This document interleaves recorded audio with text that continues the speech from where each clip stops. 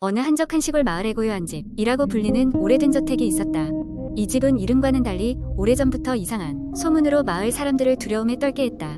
예전의 주인들은 설명할 수 없는 이유로 집에 오래 머물지 않았고 그들이 떠난 후에도 밤이면 집 주변에서 이상한 그림자와 속삭임이 들린다는 소리가 있었다. 마을 사람들 사이에서는 그곳에 어떤 저주가 깃들어 있다는 이야기가 공공연히 오갔다. 몇 년 뒤 대도시에서 한 가족이 이 마을로 이사를 오게 되었다. 이들은 새로운 시작을 꿈꾸며 고요한 집을 적당한 가격에 구매했고 이사를 오기로 결정했다. 가족은 아버지, 어머니, 그리고 초등학생인 아들이 있었는데 처음에는 마을 사람들의 경계를 이해하지 못했다. 하지만 집으로 들어서면서부터 이상한 일이 계속해서 일어났다. 이 가족은 첫날 밤부터 이상한 꿈을 꾸기 시작했다. 꿈속에서는 낡은 벽지 뒤에서 무언가가 움직이는 소리가 들렸고 그들은 무서운 얼굴을 가진 낯선 사람들의 환영을 보았다. 한 번은 아들이 불안해하며 꿈속에서 검은 그림자가 자신을 계속 쫓아왔다고 울먹였다. 부모님은 이를 단순한 악몽이라 여겼지만 반복되는 악몽은 곧 불안감을 키웠다. 둘째 날 밤, 갑자기 집안의 모든 전등이 깜빡이기 시작했다. 조금 후 빛이 완전히 사라지고 어둠이 집안을 지배했다. 아버지는 전기 문제인 줄 알고 전기함을 확인하러 갔지만 이상하게도 전기함에는 아무런 문제가 없었다. 그날 밤 가족은 한 방에 모여 잠들었고 모두가 이상하게도 같은 꿈을 꾸었다. 꿈속에서 그들은 한 목소리가 우리를 떠나지 말라고 탄원하는 소리를 들었다. 그리고 그 목소리는 점차 가까워지더니 결국 가족 주위를 빙빙 돌며 맴돌았다. 시간이 갈수록 가족은 지쳐갔고 점점 더 불안에 시달렸다. 특히 아들은 밤에 잠을 이룰 수 없었고 알 수 없는 존재가 끊임없이 자신을 주시하는 것 같다고 말했다. 어느 날 아버지는 집안 여기저기를 좀 더 자세히 조사해보기로 결심했다. 그는 다락방에 들어갔는데 그곳에서 오래된 일기장과 낡은 사진들을 발견했다. 일기장에는 이전 집주인 중 한 명이 자신의 가족이 점차 이상한 사건들로 인해 변해갔다는 내용이 적혀 있었다. 그 역시 반복되는 악몽과 묘한 속삭임에 시달렸고 가족들이 이상하게도 집을 점점 떠나지 않으려 한다고 썼다. 이후 아버지는 실제로도 가족 중 누군가가 이 집을 떠나자는 이야기를 꺼내면 원인 모를 두통과 현기증을 느끼게 된다는 것을 알게 되었다. 마치 무언가가 여기에 남아 라고 강제하는 것 같았다. 이 이야기는 서서히 마을 주민들 사이에서도 다시 수면 위로 떠올랐다. 아이들은 학교에서 이 집에 대한 이야기를 소문으로 퍼뜨렸고 그 집에 가까이 오지 말라고 친구들을 설득했다. 결국 아버지는 용기를 내어 마을의 원주민 중 한 명을 찾아가 이 집의 과거에 대해 질문하기로 했다. 마을의 한 나이 든 노인은 조용히 말을 꺼냈다. 이 집은 오래전부터 사람들을 잡아두는 경향이 있어. 집 자체가 그 안에 있는 사람들의 고뇌와 슬픔을 흡수해 더 강력한 존재가 되고자 하는 거요. 아버지는 이 말을 듣고 결심했다. 더 이상 가족이 이 집의 희생자가 되어선 안 된다고 생각한 것이다. 그래서 그는 최대한 빨리 이사를 준비하기 시작했다. 이삿날이 다가오자 집은 더 강하게 그들을 붙잡으려 했다. 전등이 더 자주 깜빡이고 심지어는 집의 문들이 멋대로 잠기거나 열리기도 했다. 마지막 밤 가족은 서로를 꼭 끌어안고 잠에 들었는데 집에서 마지막으로 들리는 목소리는 돌아와 였다. 다음 날 아침 무사히 이사를 마친 가족은 마침내 집을 떠났다. 그들은 고요한 집에서 벌어진 일들을 잊고 싶어 했지만 머릿속 깊이 남은 기억은 쉽게 지워지지 않았다. 시간이 지나 그들은 조금씩 안정을 찾았지만 어느 날 아들은 문득 창밖을 보다가 흠칫 놀랐다.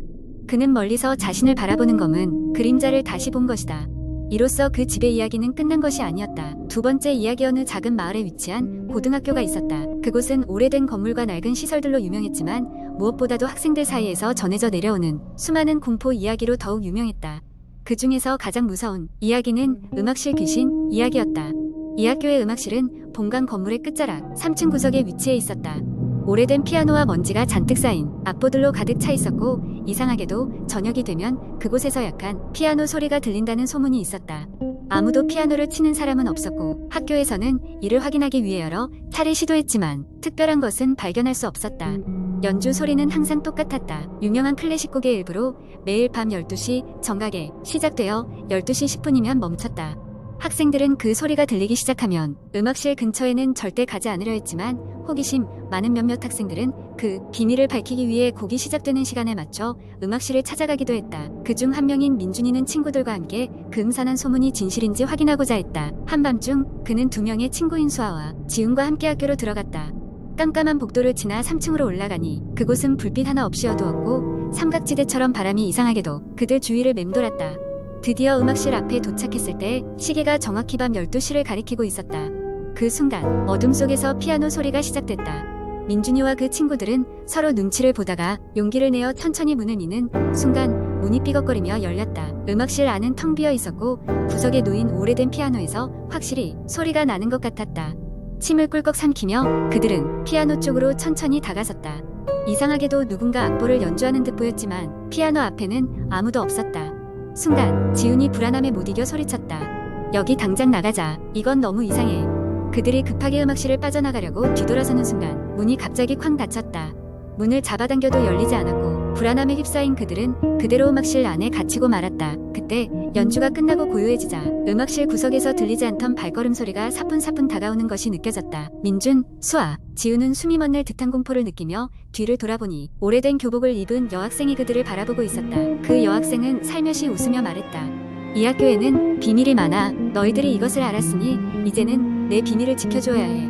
그녀의 목소리는 어딘가 소름 돋는 울림이 있었고 눈에는 이해할 수 없는 슬픔과 공허함이 있었다. 그 말을 들은 직후 갑자기 문이 열렸고 세 친구는 정신없이 달려 음악실을 빠져나와 학교 밖으로 도망쳤다. 이후로도 그들은 학교 생활을 계속했지만 그날 경험을 누구에게도 말할 수 없었다. 이후 몇 년이 지나 민준이는 졸업을 하고 우연히 학교의 역사를 조사하던 중 과거 이 학교에서 발생한 슬픈 사건을 알게 되었다.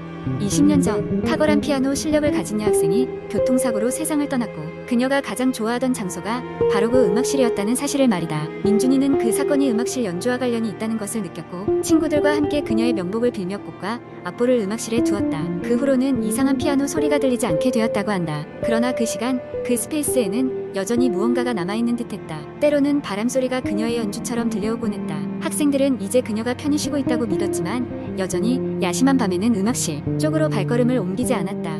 어쩌면 그녀가 남긴 마지막 부탁이었을지도 모른다. 나의 비밀을 지켜달라는 그 말에 민준이는 한동안 음악을 들으며 조용히 그 여학생을 추모했다. 그 이야기는 여전히 전해지고 있으며 학교 주변에는 조심해야 할 밤이 있다고 믿게 했다. 그 비밀은 그래서 더욱더 깊이 남게 되었다. 세 번째 이야기. 어느 조용한 시골 마을. 밤이 되면 적막한 정적이 감도는 곳에 한 젊은 남자가 이사를 왔다. 서울에서 바쁜 삶을 살다 지친 그는 한적한 시골 생활을 통해 마음의 안정과 휴식을 찾고자 했다. 마을은 작고 사람들은 친절했으며 특히나 할머니들은 그를 매우 반갑게 맞아주었다. 이 남자가 이사온 집은 오래된 한옥으로 몇십 년간 아무도 살지 않아 낡고 음산한 분위기를 풍겼다. 하지만 그는 그런 것들을 대수롭지 않게 여기며 집을 청소하고 정리하며 새로운 삶을 시작했다. 다음 날 근처 주민들이 그의 집에 방문해 별다른 일이 없는지 확인하며 인사를 나눴다. 마을 주민 중 한 할머니가 집 구조를 둘러보더니 남자에게 차 한 잔을 건네며 조심스럽게 말을 꺼냈다.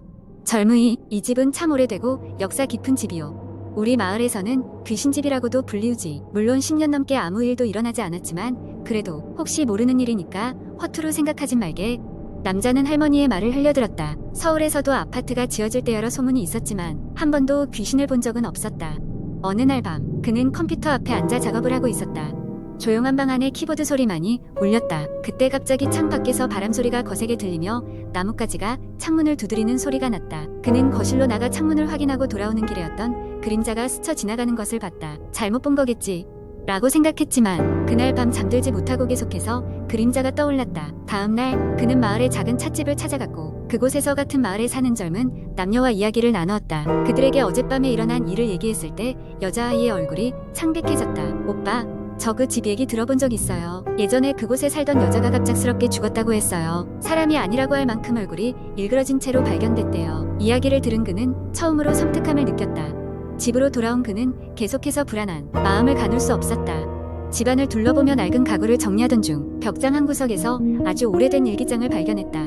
일기장에는 한 여자의 글씨로 외롭고 고통스러웠던 일상과 남편에게 받았던 학대에 대한 이야기가 적혀 있었다. 읽던 중 갑자기 등 뒤에서 오싹한 기운이 느껴졌다. 그가 돌아봤을 때 아무것도 보이지 않았지만 창문엔 한 여자의 얼굴이 비치고 있었다. 놀란 마음에 정신을 차리고 다시 보니 아무것도 없었다. 그는 일기장을 덮고 방 안을 서성였다. 그날 밤 잠들기 직전에 문을 두드리는 소리가 들렸다. 귀를 기울였지만 더 이상 소리는 나지 않았다. 그는 침대 머리맡에 손전등과 휴대폰을 두고 잠을 청했다. 얼마 지나지 않아 또다시 문을 두드리는 소리가 들렸고 이번엔 더 가까워졌다. 남자는 손전등을 켜고 방문을 열어봤다. 복도는 텅 비어 있었고 아무런 흔적도 없었다. 불안한 마음이 들어 다시 문을 잠그고 돌아오는 길에 방문 옆에 쓰러진 거울을 발견했다. 그 순간 거울 속에서 일그러진 얼굴이 그를 바라보고 있었다.